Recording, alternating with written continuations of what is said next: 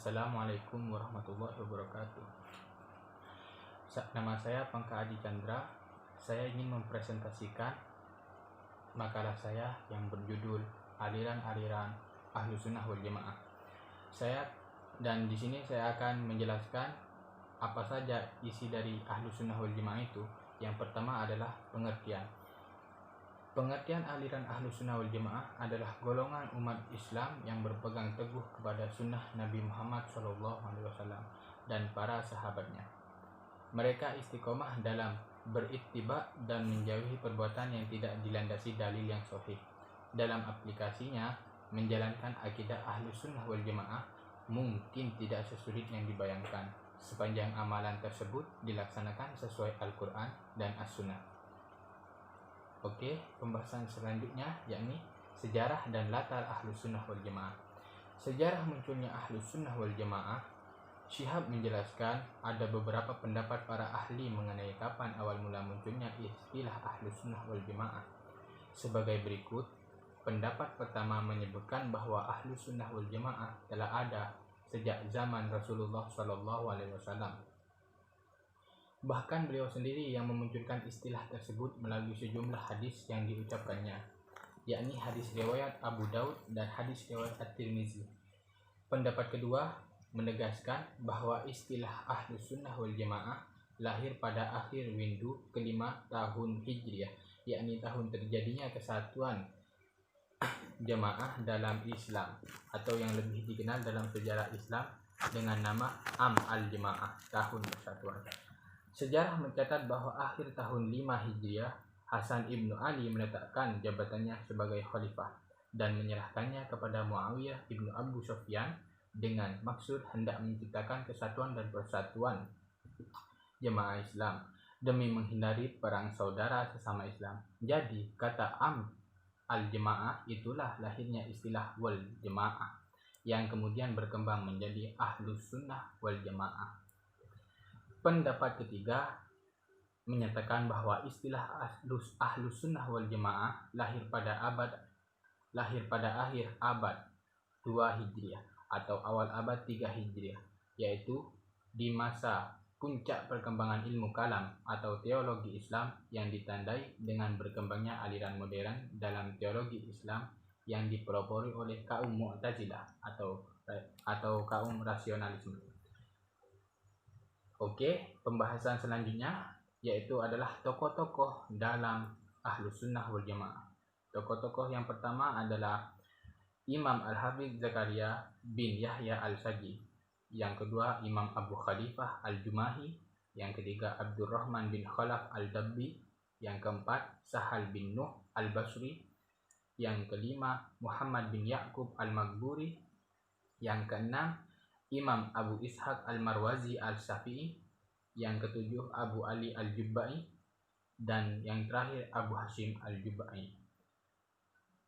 Dan pembahasan yang selanjutnya adalah sekte-sekte dalam Ahlus Sunnah wal Jamaah. Sekte-sekte yang pertama adalah sifat Allah, yakni mengakui sifat Allah bukan dengan zatnya dan berbeda dengan sifat makhluk. Kekuasaan Allah dan perbuatan manusia.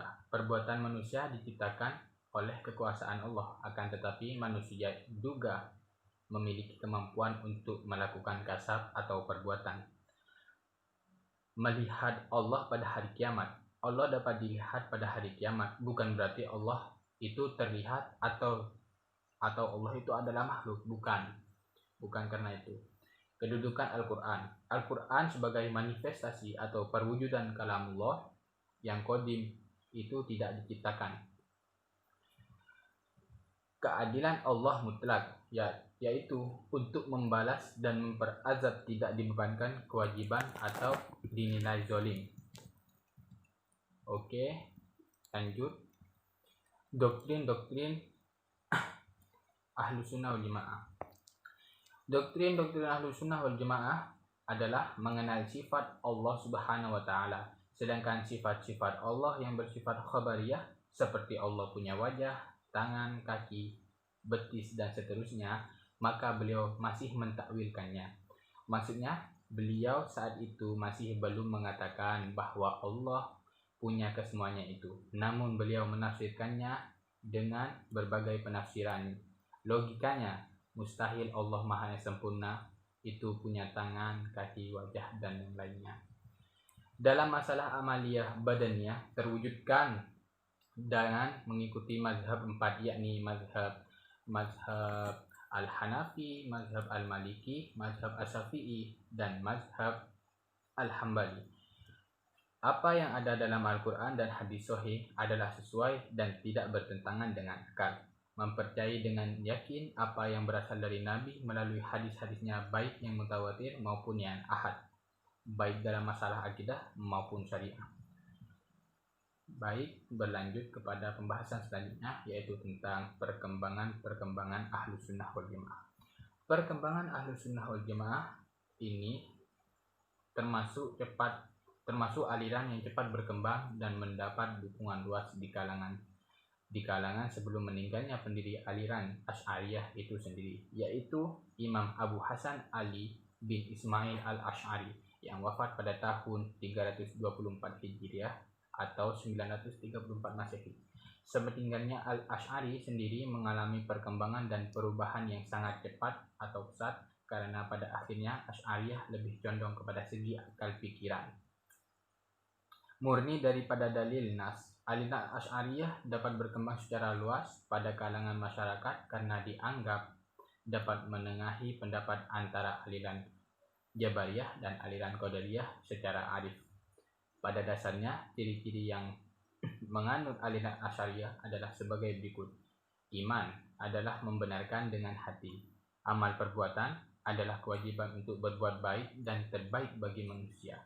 Dan mereka tidak mengkafirkan orang yang berdosa besar. Kehadiran Tuhan dalam konsep Asy'ariyah terletak pada kehendak mutlaknya. Namun demikian, beberapa pendapat Asy'ari ini tidak terlepas dari koreksi oleh generasi penerusnya. Namun koreksi-koreksi ini tidak lain merupakan penyempurnaan yang dilakukan oleh penganut mazhab ini. Oke, mungkin sekian dari presentasi saya. Jika ada teman-teman yang ingin bertanya, saya sudah siapkan kolom komentar di bawah. Assalamualaikum warahmatullahi wabarakatuh.